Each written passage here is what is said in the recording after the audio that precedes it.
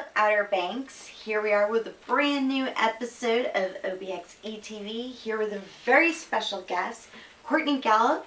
She is one of the most successful female entrepreneurs on the Outer Banks, and we're so excited to have you here today. And Courtney, if you don't know, owns Gallop Funeral Homes. Yes, thank you. I am honored and just so tickled to be here. Sue, thank you for having me.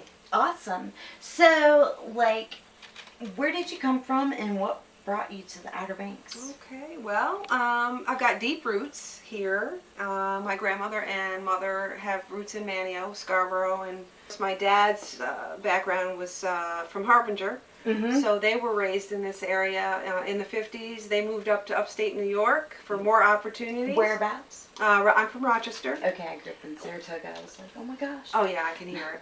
I can hear it. And every summer and Easter, we would come down and visit relatives, and so that kind of started the love affair, I guess, with this area. We have the roots, but you have to really like it to be here. Mm-hmm. So about 20-some years ago, I moved down permanently, and I've been here ever since. Nice.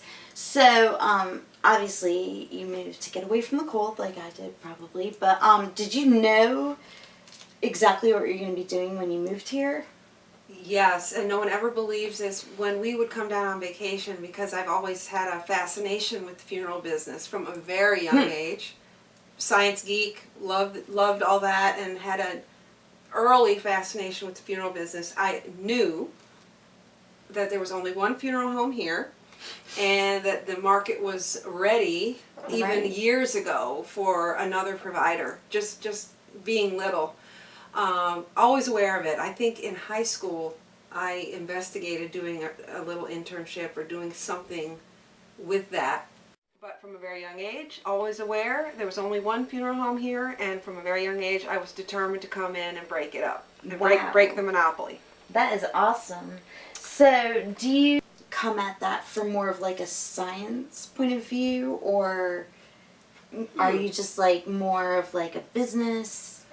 Probably all of that. I just appreciated like the music and the shiny caskets, and people were dressed a certain way, and of course there's this body lying there, and how come it's there, and how does it look like that, and all those questions. And then just the music and just the ceremony around all of it was very fascinating to me for some reason. So we knew the local funeral director. My parents did, and that was the beginning of that fascination. And unfortunately, we had family tragedy, and this was, this was in my late 20s. Doing other things, working. I attended that funeral, and the person looked so bad, the body looked so bad. I was shocked. I thought, my God, is this the best they could do? And it reminded me, hey, I was interested in this at one time. So I left that funeral, flew back to Maryland, where I was at the time, and started calling around for part-time jobs in funeral homes, just to check it out. And 2 calls, and then the third, they said, yep, we're looking for part-timers. I went down, and they hired me that day, and that was the beginning. Wow. In Maryland, yep. I worked for a little funeral home in Maryland, and they needed part-time, as all funeral homes do. We love our part-timers. She said, wait, before we sign you up, come down to the basement. So we went down, and of course there's a woman lying there whose brain was being removed for an Alzheimer's study. And I think they wanted to test me. Right, yeah. So I said, well, how interesting. And I guess they were waiting for me to pass out or throw up or whatever. But we walked upstairs, and they said, you're a natural, let's do it. That was the beginning. So when you got here, was it hard to get, because you're in Nags Head, located in Nags Head, and you actually have a second location. We do. Oh my gosh, we've been so blessed. We just opened in Barco. It's a chapel only. Okay. We do all body preparation and physical care in the Nags Head location. And then you ship them up there? Well, we see families, and we hold services up in Barco. Huh. And that's going very well. Good, good. Yeah, that's awesome. People are just dying to see it. No, Oh, I'm gosh. I'm sorry. Anyway, when you first How got original, here, Sue. I know, right? Oh, man, you delivered that one right on. I'm sure there'll be more to come. Anyway, when you were coming here and you were trying to start your business, and Okay. like you said, there was only one other one, was that hard? Well, knowing that there's only one and they've had a monopoly for so many years, that's nothing you just jump into overnight. So what I did was, I have some other credentials and some other degrees in other areas. I was able to get a day job. I was able to get a very nice job, a nice opportunity in the local government. So I worked that and watched the market for about 7 years. I watched, observed, ran numbers, looked at deaths, counted death certificates, looked at kind of the competitive environment. Right. I could see that doctors' offices were popping up, and the hospital popped up, and then Spring Arbor popped up, and some other things were happening, and I could tell this is the time. Yeah. So Sure.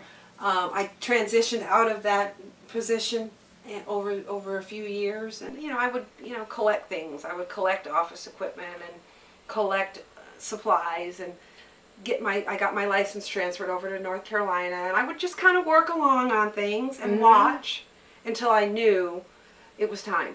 Yes. So I gave notice, and 2 weeks later we found the building, and it's just been a God thing. God has just laid out a path. We do the work, and He's laid out the path. That's awesome. So, That's awesome. It was a transition. For sure. So you had to go. Did you go to to college specifically for? Oh, yeah. Yeah. Funeral service is still an occupation that requires a professional license. I had a license for funeral directing in New York, which I transferred to North Carolina through a reciprocal agreement that the two states have. So I'm double licensed New York and North Carolina. In New York, you can get licensed with a 2-year associate's, which I did in 9 months because I had. Because you're so smart. Well, some days. I have my days. The 2-year degree I did in 9 months, and that allowed me to reciprocate to North Carolina. And so I'm legally practicing in 2 states. Nice. So that was kind of the paperwork behind, Yeah, for behind sure. that. Nice. So obviously, when you have a passion for something, you can get through schooling a little faster. No question. So your business has really grown. We've grown. We have touched so many different types of families, so many different faiths, so many different incomes, so many different ethnic groups. We have just had an incredibly diverse experience. It's just incredibly variable. Yeah, for sure. It's every single day is different. Because you just never know when you're going to get a job. Sue, I mean, with the ring of a phone, right, things can change so quickly. Gosh, and when you say we, because you did start it by yourself, but Yep. when you say Absolutely. we, do you have other? We hire, we employ a little team of part-time people, which are very important, people that do different things for us. We have contractors that come in and do other things for us. Currently, I have a full-time partner. We run things pretty much, me and Ben, as the licensed personnel, and then we have a team of contract and part-time people that get us through. We are a little family, a little team, doing big things. Yeah. And we get it done. We have a call volume that's almost to our competitors with a quarter of the staff. So we're hopping. We're busy. Nice. But with that, I mean, not nice. it's nice. With that, we hustle. And Yeah. we're a little team, and it's hard work. There are 3 a.m. calls. There's holiday calls. You get called on your birthday. You get called on Christmas and on New Year's, and when folks are on call, they have to be ready. So what happens? I'm just checking for my own curiosity. Sure, Like, sure. so, like, somebody dies, like, where do you pick up from there? Like, Well, I mean, a situation is typically either there's a home death, a nursing home death, or a hospital death. Okay, and those are kind of the three main situations. There's situations though where might be a car accident or some other situation, and we respond to those too. right. But generally, the call comes in and we answer our phones 24 hours a day in person, Nice. which most funeral homes use the service. We answer in person 24 hours, and we dispatch out someone to respond. So we get there, assess, and then the person, the body, comes back to the funeral home with us. So how do you know that, like, someone died? Like, do the police call you and then, like, the competitors come to you and you guys gotta, like... Oh, no. I'm just trying to figure out how this works. In a lot of situations when there's a death, the family knows who they want to help them. Mm-hmm. So the first responders on the scene will say, who do we need to call? Right. And they'll tell you, or they'll tell the police and fire who they want to respond. In another situation where there is no preference or they don't know who to call, the county does have a rotating call list. Rotating, that's where nice. the two parties, me and the other provider, will take turns responding. Nice. So we put that in place. That's when we awesome. opened, we didn't think it was fair to the yeah. community to automatically have one provider Right. called without giving them choices. So Dare County has been very proactive and very fair with us in rotating the funeral service providers, so that everyone gets an opportunity to select who they want Right. for their family's needs. Nice. So So what would you say sets you apart from those other guys? we have a very unique and very flexible and very personalized approach with our families. We have a very streamlined staff. We have very low overhead. We have a very responsive, personal approach with what our families need. If they need us to shop and find something for their loved one to wear for the funeral, we're going to go and purchase it for them. Oh, that's nice. If they want us to sit down and help them write the obit, we're going to sit down and hammer out the obit. So what happens to, like, people like us? Like, are there ways to, like, cut costs or, like... Absolutely. This is like any other large expense. Okay, it will benefit you and your family to explore before services are needed, while everyone's calm and can think. It's better to look ahead a little bit so you can look at numbers and make choices without kind of emotional and family pressure on you. Certainly, young families, families with children, it's very important sometimes to have a plan in place. Right. A lot of times we find that, with spouses that are very close, when one leaves, the other's clueless, and it's harder. But so we just recommend for the families to talk to each other, have some conversations. What would you like? Those are not easy. Not easy. What would you like? Cremation or burial? Where do you want to be? Here or in New York? Right. Or in New Like, Jersey, in New York, everybody is in the graveyard, but here, there's not a lot of graveyards. Do you ever have people, because I'm always like, and we love Halloween, I'm like, what if we, like, built our own coffin, our double coffin, because we're going to be buried in each other's arms. Okay. Have you ever had anyone do that? I mean, it's like really planning ahead, but I'm like... It's wonderful, and we encourage personal angles on services. I would love to do a New Orleans funeral. We have people all the time that say, I want a Viking send-off, and we would love to do a Halloween funeral. Other funeral homes have a more rigid way of approaching families. Like, here's the selection room, here's the catalog, this is what we need to have you do. But at Gallop Funeral Services, it's about what your family feels is a tribute to their loved one individually. So we're going to support that. And we put it in place, and we just let the family go with it, and we make it happen. Do you personally, like, when the bodies come in, do you, like, make them look all good? Oh, wow. Yeah. Well, that's another... I'm sure that's one of the contracted. I'm like, I can just picture, like, my, you're like me stylist for my eyelashes or something.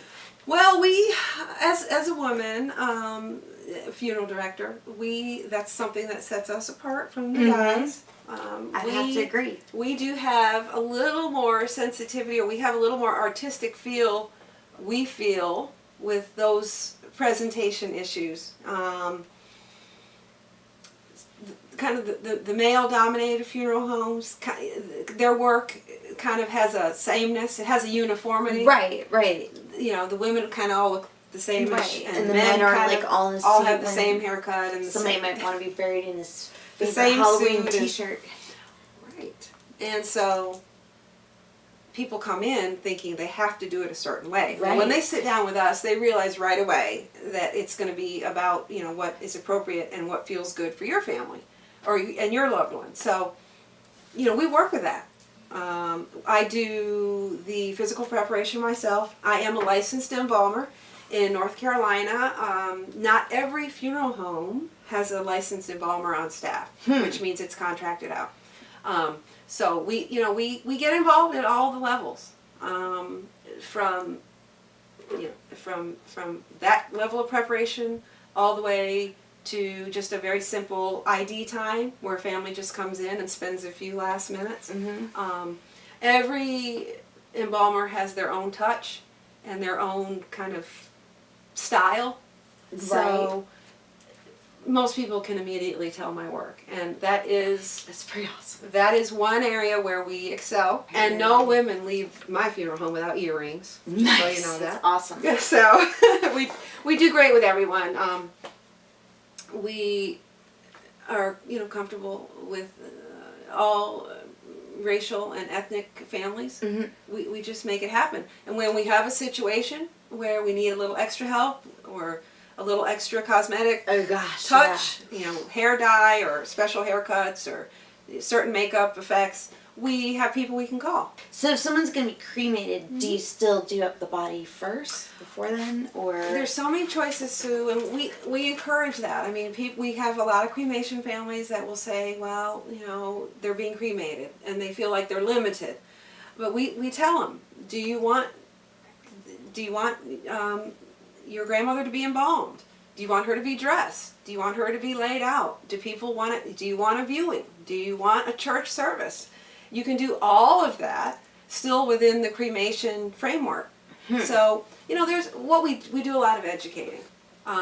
People are not aware of choices and the different ways that things can be done. So a lot of education is where we focus.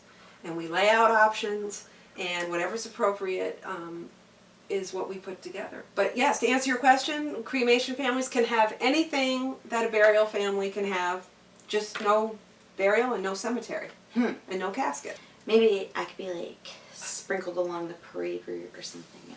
I love that. Oh my gosh, I love that. Whatever, definitely would like it to be different. Absolutely. So, what do you have any like plans for yourself? Well, I go back and forth. Right now, today, I'm probably leaning towards cremation, just because I'm so thrifty, and I don't want my son to have any unnecessary expenses holding on him. But right. I lean towards cremation, just because it's more convenient. It is more cost effective. He doesn't live here. But I like it on the mantle. Well, absolutely. I do gotta admit, yes. it's better than the graveyard. I've got my urn picked out. It's this fabulous Egyptian piece. It's very tacky and very awesome. Fancy and very showy. It's got a lid, right? It's got the lid, and that's all picked out. But I think that's more me, the cremation. Yeah. The cremation angle. But that's an important question. And we have families that really struggle with that. We are a licensed pre-need funeral establishment. Not every funeral home is licensed to sell pre-need, Right. but we are. So we can work it out before the death in advance. People don't realize after something's happened, it's very unusual to find funeral homes that will finance. It's tough. Yeah. But another thing that sets us apart, is we do have connections in the community. We have connections in the church. We have a mindset. We're going to be patient enough to sit down with a family that may have a hardship. We're going to sit down and we're going to work it out. We're going to find out what resources are available. We're going to find out what they have to bring, what other resources can be brought, what we can offer, and we're going to work this out. So it's not just a situation where, okay, here's the bill, Right. pay now, or nothing. We're Right. going to sit down with the family and work it out. So do you guys like dig the graves too? We have It's like a contractor thing. we have a contractor that digs for us. Picture Courtney. Like, I'm sorry, can't take your call right now. Yeah, that's Did you ever do that? I've dug plenty of urn graves, Yeah. but Oh wow, they do like. I guess they put them like in the well, an urn can go in a niche in a wall or in the ground, and I've dug plenty an urn grave. But with casket and vault graves, we leave that to the guys, the professionals. Believe it or not, unless there's a local ordinance against it, you can do a home burial. Okay. You can do it in the Outer Banks, can't you? Because it can be done. To our knowledge, none of the local ordinances forbid it. If it's your property and you want to take the risk and try it, Yeah. it's allowable. But of course, the funeral home has to step in initially to help you with paperwork and help you with. It's like the marriage license. Right. Things got to be filed. Exactly. So, like anything else, there is a trend of families doing as much as they can themselves. I can understand.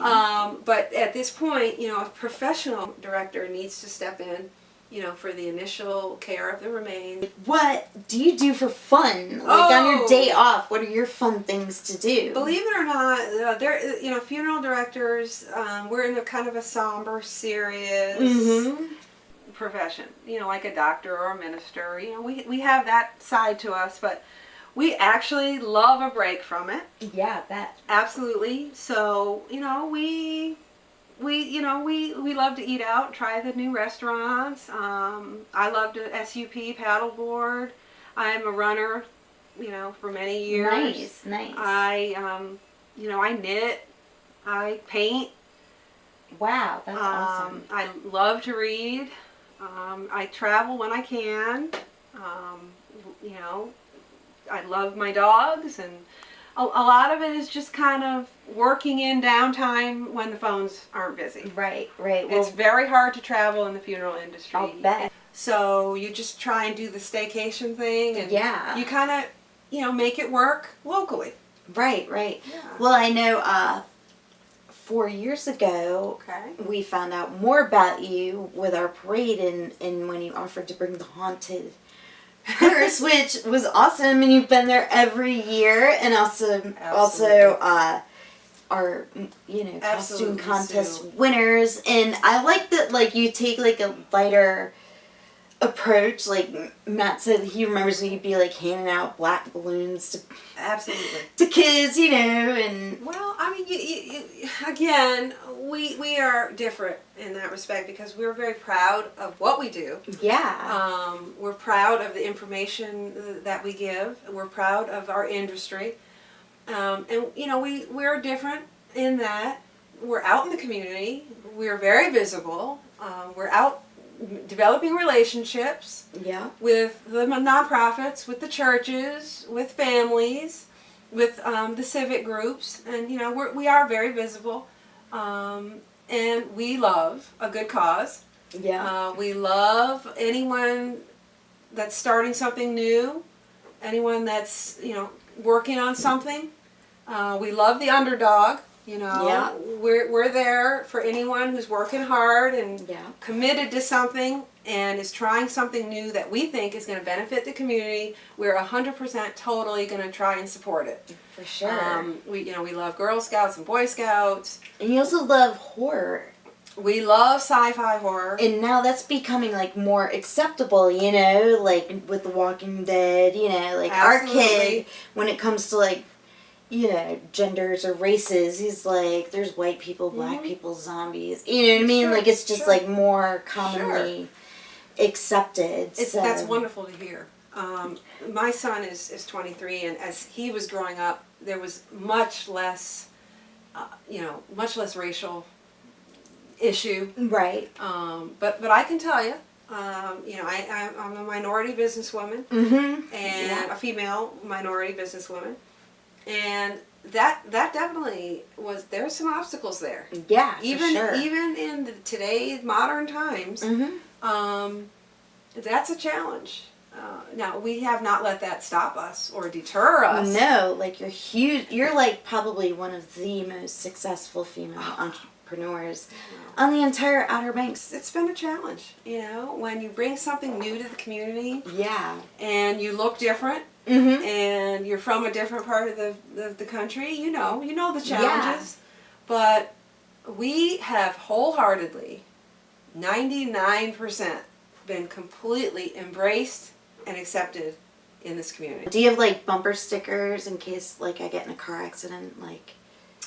Well, we haven't tried the bumper sticker thing, but we're everywhere. Idea, right? No, I'm just kidding. We're everywhere. We've done nail files and pens and Nice. keychains and emery boards and pedicure boards. And Yeah. we've used a lot of untraditional ways to get us out. Get But the you name still out. have your website. We've got our So website. people can contact you right from Absolutely. there, and it's like Straight from the website, www.gallopfuneralservices.com. We're all over Facebook under Gallop Funeral Services or Courtney Gallop. We do public speaking for civic and nonprofits. I sit on several boards, so you can catch me in a lot of meetings. We participate in a lot of events. The Halloween parade, the Halloween Film Festival, we were there. yeah. So you can always pretty much catch me out there. Well, thanks so much for coming Thank here and you, answering Sue. all my 100,000 questions. I could probably come up with totally tons more, honored. but we won't go on for another hour. Thank So, you, Sue. Congratulations to you too. Oh, thank you. Looking forward to the film festival. Yes, for sure, and seeing you at our parade. You guys are awesome. Thank you so much. Thank you, Sue. Thank you, Matt. Yep. Well, if you gotta go, go to Gallop Funeral Homes Thank you. because it's a personalized service and they really just got the heart and the passion to help you through those very difficult times that most of us don't want to think about. So, thanks again to Courtney Sue. Gallop, owner and super successful entrepreneur on the Outer Banks. Thank you. Thanks for watching, and I'm Sue Artz with OBXE TV, and we'll see you next time.